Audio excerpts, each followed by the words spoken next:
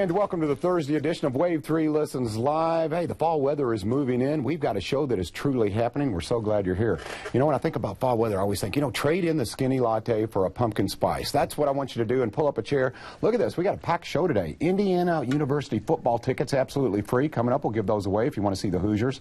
Copycat video is here. If you have an old wedding video, maybe something that means a whole lot to you, but you just can't view it, well, they're going to change that venue, that format for you, so that you can actually watch it. Clarksville Little Theater. We're going to talk about Young Frankenstein with my friend Kevin Swansea. He is in the house. CrossFit, you've heard a lot about it. Let's learn about it. Let's participate. The CrossFit Skull House is here. Floyd Memorial Hospital, we're going to talk about joint health, making sure that you can move really well. And Dr. Eli Karam, one of my absolute favorite guests, is here. He is a licensed marriage and family therapist. And let me give you that website real quickly, because this is important. If you want more information, we have so little time, so much information. KAMFT.org, therapistlocator.net as well. And wait a minute, you want to correct me. That KAMFT is a little bit more complex than that, isn't it? It's the Kentucky Association for Marriage and Family Therapy. Each and every Thursday we're on here to represent, and that's going to reflect almost 400 marriage and family therapists in Kentucky, John. And of those 400, they have a lot of different emphasis. Everybody's tied by focusing on relationships, relationship strength, whether you're an individual, a couple, or a family. And today, actually, we got an email, and our segments are driven by emails that you, the viewers, send in to kmft@twc.com around adoption. And I have a special guest with me. This is my colleague and friend, Laura Wagner. She's a licensed marriage and family therapist, but also a certified life coach, and has a lot of experience working with adoptive families. And we have an email that really set up our segment. You know, and that's what I love about what you do, Doc, is you're willing to delegate and help connect the dots for folks. Yeah. If you have an expert like Laura, then you'll say, hey, we'd love to expose you to her. So let's go right to the email. Let's do it. This one came via KAMFT.org. Dear Dr. Eli, after several health issues as a young woman, I learned at an early age that I would not be able to have my own biological children. I have recently met the man of my dreams and will be married this fall. He is very supportive, and I can't imagine us not having children in our lives. We are both very open to the idea of adoption, but don't really know anything about the process. How soon is too soon to formally start the process? I am already 34. I feel some time pressure. How can someone from KAMFT help me? Kimberly. I think she's gone to the right place, because you're going to tell her exactly how you can help. I'm going to let my colleague here do the work. So, you know, when we think of marriage and family therapist, necessarily you don't think of adoption. You think of adoption, maybe you think of caseworkers, social workers, but marriage and family therapists are trained to work with couples at all stages of the life cycle. So in listening to that email and responding to the viewer, how would a marriage and family therapist, Laura, work with somebody contemplating the decision to adopt?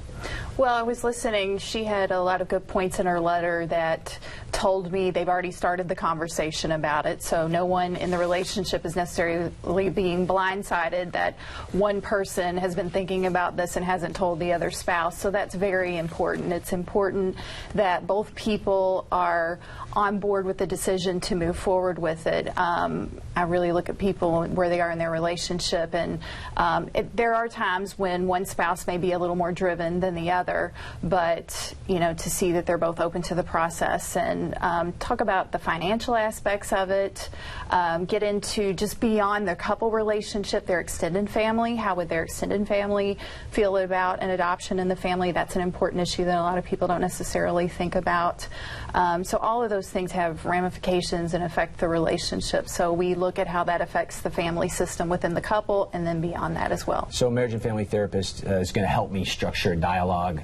If I'm on the same page with my partner, great. What if I have some differences? Because a lot of people think adoption, it's just, okay, I want to do it, and it's simple. It's really it can be a long and a kind of arduous roads of ups and downs. How could a marriage and family therapist help a couple work kind of with ambivalence through the process? Yeah, absolutely. I mean, the emotional landscape that comes with going through this process is very complicated, and a marriage and family therapist can be that outside resource that can help a couple take a look at those issues in an environment that's supportive, but also helps them pull things apart, you know, issue by issue, to see where they stand on those things, help them grow into the changes that may need to happen to help them move further along in the process, see where they're stuck and work through that and not ignore that, because any issue that comes up where a couple is struggling, or you know, someone's not on board, for a couple to move past that without getting some help, that's going to come up later on, surface in the marriage or in the relationship somewhere else, and possibly impact the child that's in the family. Okay, all right, let's fast forward to that. Say we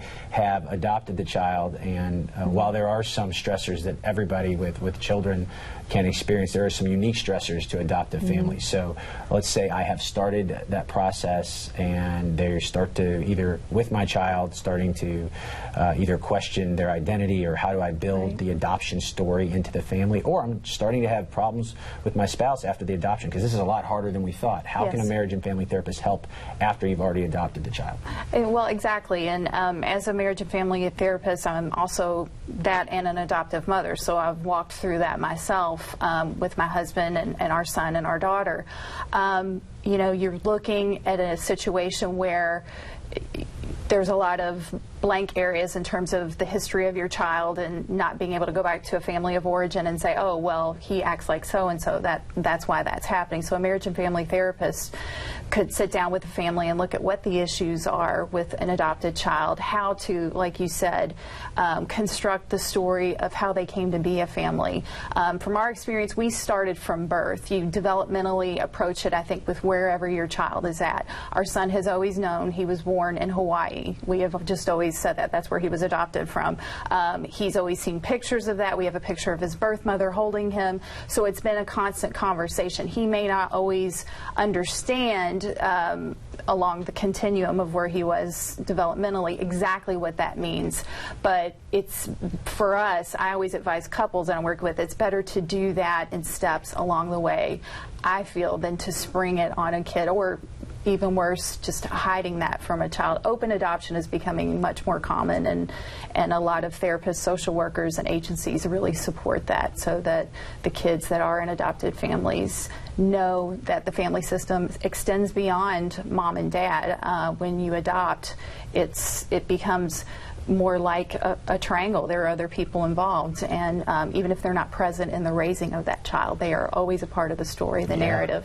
Part of the story. Now, we often talk about on these segments that marriage and family therapists will see different parts of the family system. So in working with an adoptive family, a marriage and family therapist could see whole family together, maybe just the co-parents, or maybe the adoptive child. How, if somebody is thinking of doing this, how should they pitch it to their family members, in the sense that they want help, but they might have a stigma, or they might be self-conscious of the adoptive label? How can they set it up to their family members in a way that promotes engagement and wanting to be a part of, working on the issue?